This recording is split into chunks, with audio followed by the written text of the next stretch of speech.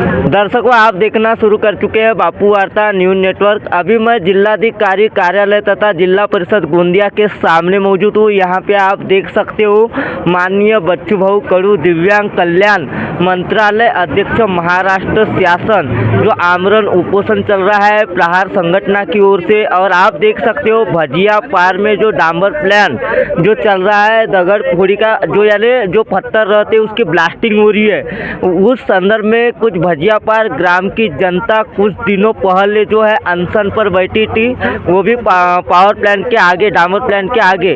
उसी को लेकर प्रहार संगठन ने अपना समर्थन दिया और समर्थन देने के बाद उस गांव के जनता के साथ में मिलकर आज इन्होंने धरना दिया है और आज यह अनशन कर रहे। तो आइए जानने का प्रयास करते हैं।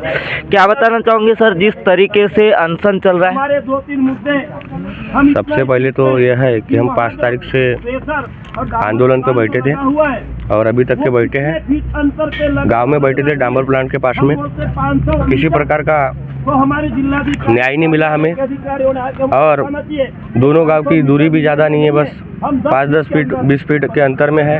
अवैध ब्लास्टिंग हो रही है। किसी प्रकार के गांव के ग्राम पंचायत ने किसी प्रकार की एनओसी नहीं दिए है और अवैध ब्लास्टिंग करते हैं। 60-60 मीटर 50-50 मीटर अंदर गोल करते हैं और ब्लास्टिंग उड़ाते हैं हमारे घरों को और हमारे वहाँ पे बच्चों को शारीरिक त्रास हो रहा है। और वहाँ पे डांबर प्लांट की वजह से जो धूल आता है तो दोपहर में भी पूरा वातावरण काला काला हो जाता है, सूर्य की किरण भी बराबर नहीं उल्टी।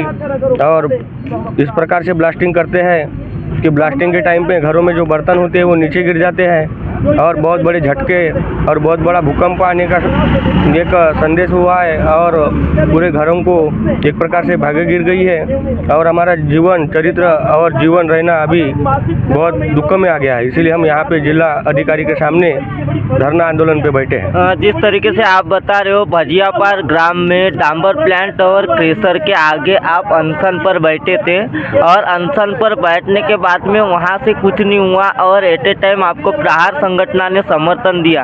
आखिर ऐसा क्या हुआ कि आपको आज जिलाधिकारी कार्यालय के सामने जो है धरना देना पड़ रहा है? हम बहुत से नेताओं के साथ में और आमदारों के पास में भी गए, किसी प्रकार से किसी ने समर्थन नहीं दिया और जिला अधिकारी कलेक्टर साहब को किसी प्रकार से खनिज विभाग अधिकारी की तरफ से भी कोई हमको ये नहीं मिला।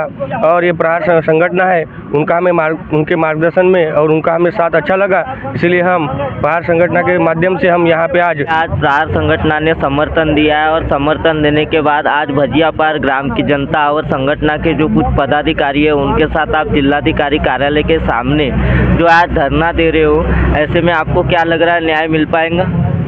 देखो, हमारे डोंगरगढ़ और भजिया पार इसके बीच में जो क्रशर और डामरी प्लांट लगा है और जो ब्लास्टिंग होती है वो ब्लास्टिंग इतनी गहरी होती है कि उसमें जो ब्लास्टिंग होती है तो मकान में कंपन आती है, मकान को क्रैक आ गई और उसमें उस ब्लास्टिंग का धुआं निकलता है, क्रशर का प्रदूषण निकलता है, धूल निकलता है और डामरीकरण का जो केमिकल रहित जो धुआं निकलता है उसके कारण लोग उसमें आजू बाजू के वो नज़दीक लगे हुए गाँवों के अंदर छोटे छोटे बच्चे और बुजुर्ग उनको बहुत घातक है। लोग बीमार हो रहे, किसी का हार्ट में की शिकायत हो गई, किसी के वाल पे फ्यूज हो गए, किसी के अंधे हो गए, लोगों को बहुत पीड़ित होता है। और ये डामरीकरण अभी 2 साल से जो बैठी है उसमें बहुत सारा ऐसे पेशेंट आ रहे हैं। तो हमारा यही कहना है कि जो शासन के नियम है और शासन के दायरे में रखे इनके काम चलना चाहिए। जो क्रशर लगा है, जो ब्लास्टिंग करते हैं तो उसके आजू बाजू में 100 फीट खाई हो गई है। अब बताओ, काश्तकार जब खेती करता है,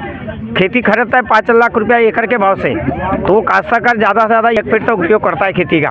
और ये लोग जब 20 लाख के भाव लेते हैं, अगर उसको 1 फीट के हिसाब से गिना जाए तो उनको वो 100 फीट यानी 50 रुपये एकड़ का भी भाव नहीं गिरता। यानी कि वो अंदर से जो खनिज और शासन का माल निकालते, शासन की चोरी करते।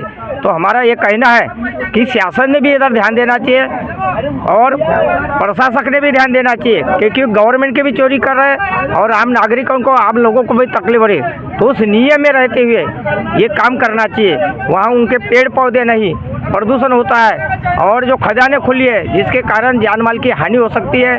100 फीट खदानें गहरी है। तो हमारा ये कहना है शासन क्या देख रही है। उन्हें ग्राम पंचायत का आम सभा का ठहराव लिया क्या? मासिक के ठहराव से नहीं होता, आम सभा का ठहराव नहीं लेते। ये किस हिसाब से उनको सहकार्य कर रहे हैं ये क्रेशर मशीन वाले को? तो इस बात की उन्हें भी दखल देना चाहिए अधिकारियों ने, और शासन ने भी ध्यान देना चाहिए कि ये नियम में रह के काम कर रहे क्या नहीं। और यही हमारा उद्देश्य है। और आज हम भजियापार ग्राम में तारीख दिनांक 5 जनवरी से 31 जनवरी तक वहाँ बैठे हैं। और आज हम आमरण उपोषण के लिए महोदय कलेक्टर, जिला परिषद कलेक्टर साहब के ऑफिस के सामने हम ये मरणोपरांत आमरण उपोषण के लिए यहाँ धरना आंदोलन किए। हमको न्याय मिलना चाहिए, यही उद्देश्य हमारा है। प्रहार संगठन के जिला अध्यक्ष भांडारकर जी मौजूद है, जो आज जिलाधिकारी कार्यालय के सामने जो है उपोषण पर बैठे हैं भजियापार ग्रामवासियों के साथ में, जो कि एक क्रेशर और डांबर प्लांट वहां पे चल रहा है और वहां की जनता को काफ़ी तकलीफ हो रही है उससे। इसलिए प्रहार संगठन ने अपना समर्थन दिया। समर्थन देने के बाद आज जो है गाँव की जनता के साथ प्रहार संगठन ने जिलाधिकारी कार्यालय के सामने धरना दिया है। तो भांडारकर जी क्या बताना चाहोगे किस तरीके से यानी क्या हो रहा है दरअसल भजियापार ग्राम की जनता के साथ में? मी महेंद्र महादेव भांडारकर, प्रहार जनशक्ती पक्षाचा जिल्हा अध्यक्ष।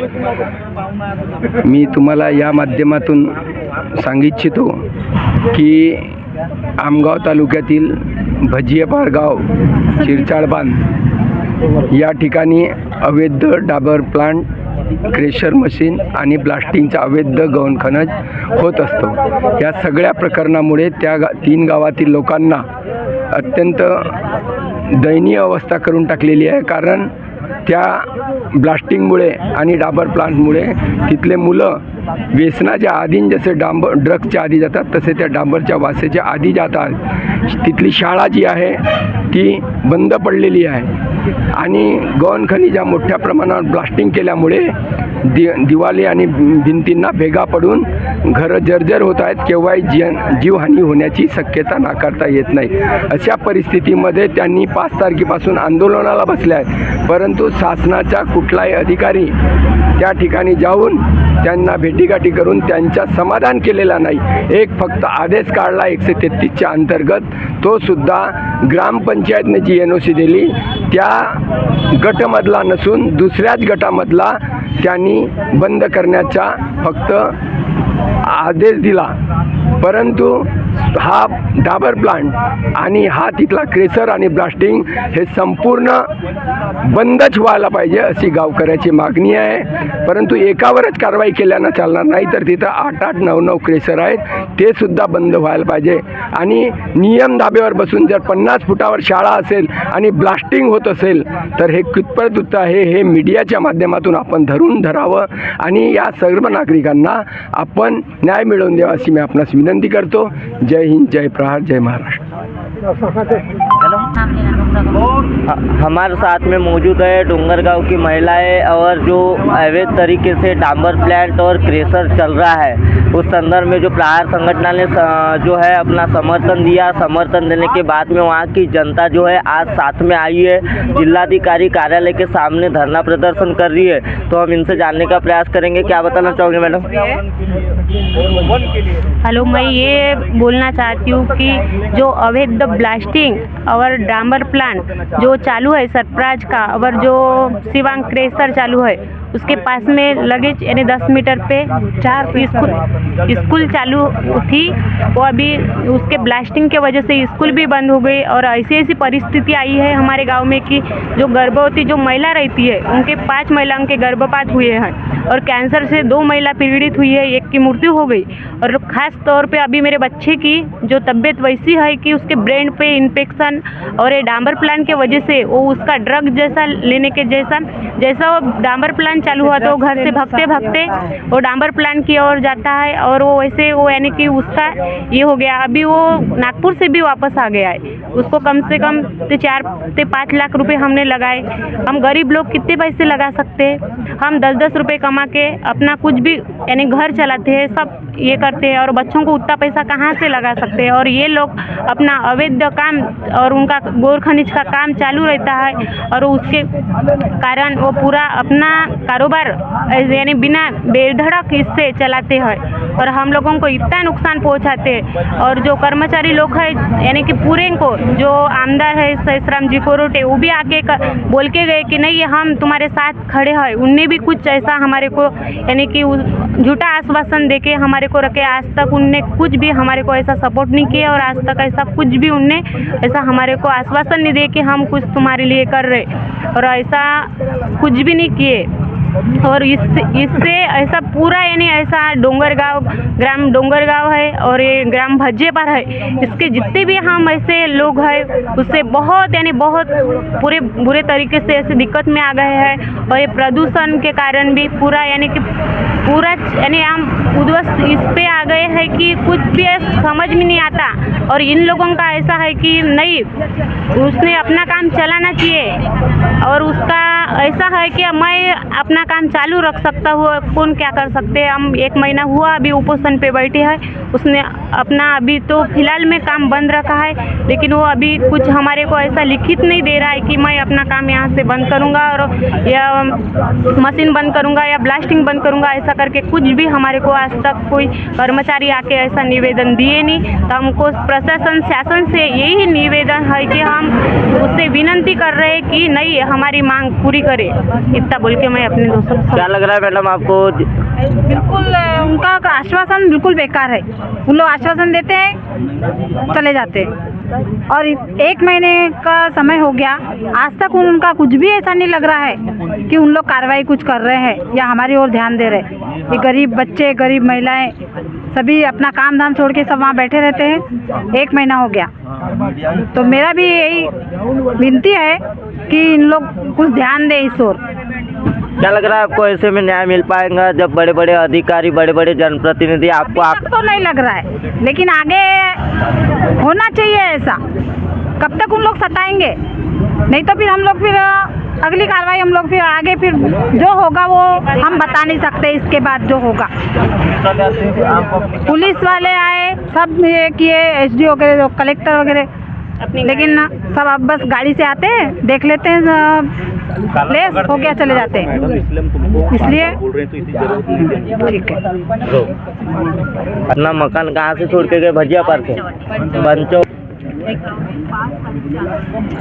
दर्शकों हमारे साथ में जो डोंगरगांव पंचवटी के एक महिला मौजूद है जिन्होंने अपना मकान जो है जो पंचवटी डोंगरगांव का छोड़े, क्योंकि जो अवैध तरीके से पत्थर की ब्लास्टिंग होती थी और जो डामर के जरिए जो वहाँ का प्रदूषण निकालता था, उस वजह से कहीं ना कहीं जो है उन्हें पीड़ा होने बैठी और पीड़ा होने की वजह से उन्होंने अपना मकानदार सब कुछ छोड़ दिए और मकान छोड़ने के बाद में वो आमगांव में बसे। तो हम उनसे भी जानने का प्रयास करेंगे। क्या बताना चाहोगे मैडम, जिस तरीके से आपको अपना मकान छोड़ना पड़ा? अवैध प्रकार से ब्लास्टिंग होती थी और रोज़ डस्ट आता था, घर में 2 बार पोछा लगाना पड़ता था सुबह शाम, और मुझे वेल्स पाल्सी की प्रॉब्लम हुई थी। मुझे भी 5-6 लाख रुपए लग चुके और हमने वहाँ आंदोलन भी किए। तहसीलदार के पास जो पत्थर आया था, कांच जो फूट गए घर के, तहसीलदार के पास पत्थर लेके गए थे तो कार्रवाई कुछ नहीं हुई। वो कोरोटे सर आए थे, उन्होंने भी आश्वासन दिए कि हम आंदोलन में तुम्हारे साथ बैठे रहेंगे, 8 दिन बोलो 8 दिन रहेंगे, फिर भी कुछ नहीं हुआ। क्या लग रहा है ऐसे में बड़े बड़े जनप्रतिनिधि और अधिकारी आपको आकर आश्वासन देते हैं, आश्वासन देने के बाद भी आपको न्याय मिल पाएगा? न्याय मिलना चाहिए, अभी तक के तो नहीं मिला है। न्यूज़ वाले से भी यही है हमारा कि न्याय मिलना चाहिए।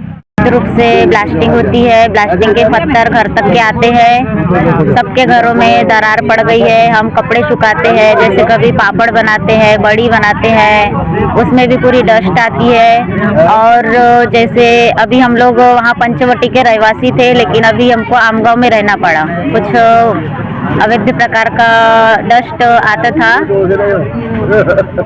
जिस तरीके से पत्थर ब्लास्टिंग होती है, पत्थर ब्लास्टिंग होने के बाद भूकंप जैसे लगता है, ऐसा लगता है कि भूकंप आ गया।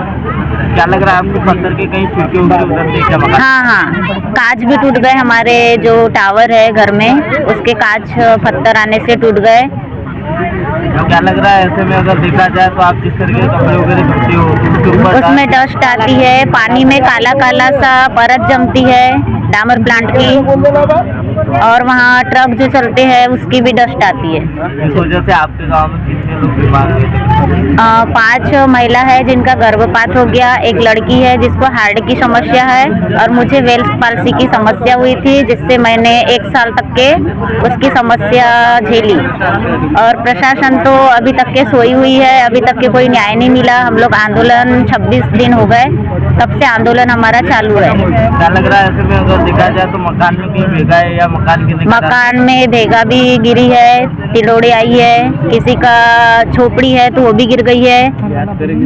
एक बच्चा है जिसको डामर प्लांट चालू होता है तो उसको उसकी सेंट बहुत अच्छी लगती है, उसको नागपुर से ला लिए है, ब्रांड में उसका थोड़ा सा दिखा रहा है।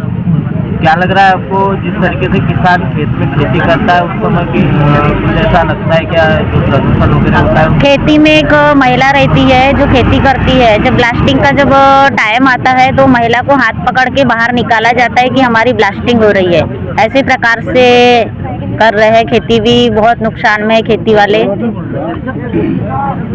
देखा दर्शकों, भजियापार ग्राम की जनता, डोंगरगांव पंचवटी की जनता और प्रहार संगठन जिन्होंने गांव की जनता को समर्थन दिया है, वह क्यों बैठे थे कि वहां पे अवैध तरीके से जो ब्लास्टिंग हो रही थी, जो क्रेशर था भजियापार ग्राम में और डांबर प्लांट जो चल रहा था उसके ऊपर रोक लगाई जाए, क्योंकि कहीं ना कहीं जो वहां के रहने वाले लोग हैं उनके मकान को आज जो है भूकंप के झटके महसूस होते हैं। कई सारे जो मकान हैं वहाँ पे भेगाएँ गिर चुकी है। दूसरी ओर देखा जाए तो पीने का पानी जो रहता है वह प्रदूषित होते जा रहा है और गांव में कई बीमारी का सामना करना पड़ रहा है गांव की जनता को। इस वजह से कहीं ना कहीं जनता को तकलीफ होने बैठी। तकलीफ होने के बाद तकरीबन गांव के हजारों लोग आज जिलाधिकारी कार्यालय के सामने धरना प्रदर्शन कर रहे प्रहार संगठन के साथ। अब ऐसे में हमारी खबर प्रकाशित होने के बाद इन्हें न्याय मिल पाएगा या नहीं मिल पाएगा, अगले पार्ट में पार्ट 2 के साथ बहुत ही जल्द यही ग्राउंड रिपोर्ट हम आपको दिखाएंगे। तब तक के हमारे चैनल को सब्सक्राइब कर बेल आइकन पर प्रेस कीजिए। गोंदिया से देवेंद्र दमाए।